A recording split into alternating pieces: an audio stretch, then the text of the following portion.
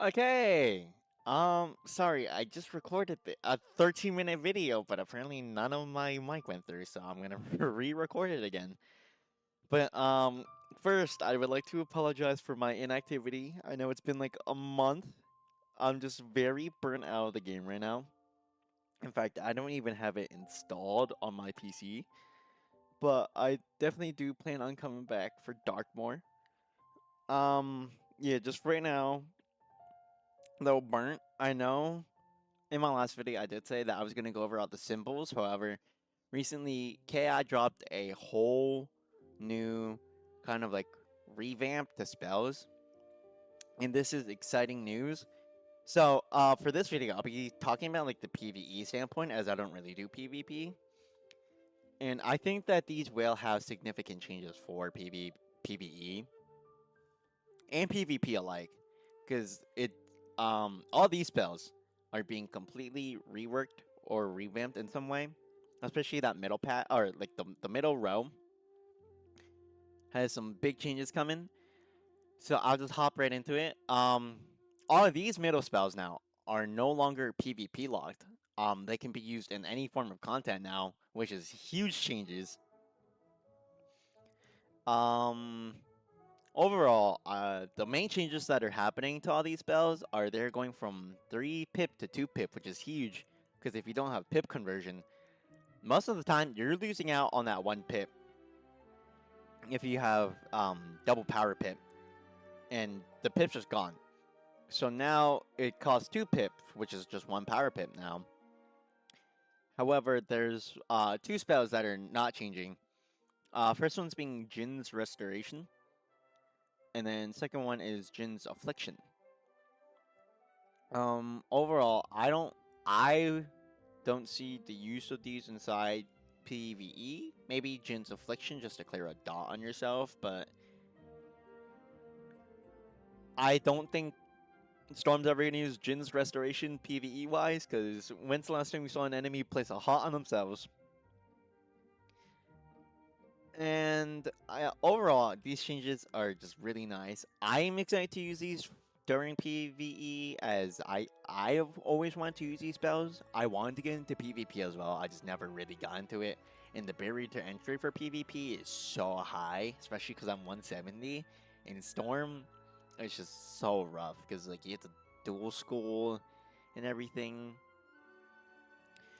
And I think one of the biggest changes for these spell rewrites is Oni's Shadow in the bottom right here.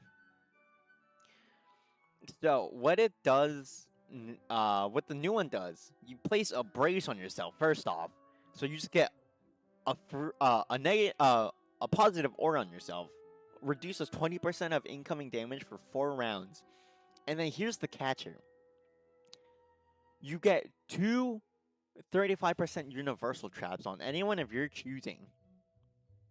So keep that in mind. It's 2. So first, you have a balance who uses normal Oni's Shadow. You have someone who Poen traps it. That's 2 minus 45 or 45% traps. And then you have someone TC it. That is literally 3 triple stack traps. It's not as good as like faint, faint, faint round 1 hit. But you have to keep in mind, it's 2 traps. So, if say your first hit doesn't kill, like your Storm of Fire just crit fails or whatever reason. If you're playing with the Storm, they just follow up Tempest, and it clears that second trap straight through. So, this could be the start of like a round 2 strat for really hard bosses. And then the spells on the left and right, they're getting their gambit change, or not gambit changes. Balance is getting gambit changes. However, Storm, their damage is just increasing if you hit the gambit, but the base damage is lowering significantly. So is ice, so is life, and then I think the huge change for fire is because their Jin is no longer PvP locked. they can use this whenever. And here's the catcher. If you look at this compared to like Scion of Storm, their base damage is literally higher than Storm's through dots. But if you're able to gambit 4 traps, you get 1565 damage, which is like the highest Fire's damage can go base-wise, and it's kind of insane. And then if you think about it, Fire really doesn't have that many hits for PvE-wise if you can't place a dot on them. Storm's Fire, if you can place dots, yeah, it's your highest hitter. But if you can't, like the Wallaroo fights where you can't place dots or cheats for whatever reason, your next best thing is unfortunately King Art. Like King Art's a good spell, but if this is your only hit compared to like your Scion, it's kind of sad. But yeah, now Fire has like a natural hit that does 1200. It's through dots, but like 1200 damage is still 1200 damage compared to like King Art base is 835, max is 875. If you're using the PV sorry, not PvP, the bottom path version, you're not doing 815, but you have to clear shields off yourself. But you also get a heal. So I think overall, huge buffs for Storm and Fire, because especially Fire, now that they have an official hit. And then Storm damage increases if you're able to reach those gambits. Those gambits are kind of easy, like getting 4 blades on yourself. That's just using two of the spear or elemental blades. Oni might be a little harder to get because it's 4 weaknesses on yourself, but it's like whatever. It's still what, 1080 base damage. And then yeah, Myth is just taking an overall DPS nerf. It's not like major, but it's still just a nerf overall. I think Death's base damage before Gambit's dropping, but they're like slightly increasing the Gambit damage for all of these. And then Balance is an interesting one, because now their Jin hits for Balance, Life, and Ice damage. And then they have to gambit a heal and 2 heals and 2 shields on themselves, which is interesting. I think it's 590 of each 3 school. Yeah, for 9 pip, it should be all 3 schools. So what, you're hitting for like close to like 1700, which is pretty good. I think their Oni is interesting because it hits for 245 base just like Jin, but this one you're gambling a positive aura on yourself and 3 traps, and then you hit for Balance, Storm, and Myth damage, which is really interesting. But overall, I think I'm excited to see this overwrite of these middle spells now that they can finally be used inside PvE, not just PvP exclusive. Because I like I said earlier, I'm just really burnt out of the Blade AoE meta, so I'm excited to start using these, just reading cheats and seeing what I can do around cheats. And then, oh, something I forgot to mention. I think Storm is taking the biggest nerf on these middle spells just due to Reap the Whirlwind alone. So, for Reap the Whirlwind, you clear a dot on yourself, and then you get a 35% blade. But in the past, Reap the Whirlwind was kind of crazy because you cleared dots on yourself, and then I think you got 2 55% blades for 3 pips. So it was kind of crazy that you could just get 55% blades without being punished, because you're also clearing dots off yourself. So yeah, it's just a really interesting nerf that they decided to do, but I think it's very well needed to keep it in check. And then the most important part that is coming up next, trap changes. After 14 years, KI finally decided to change traps, which they should have done long ago. Because currently, in Live Realm,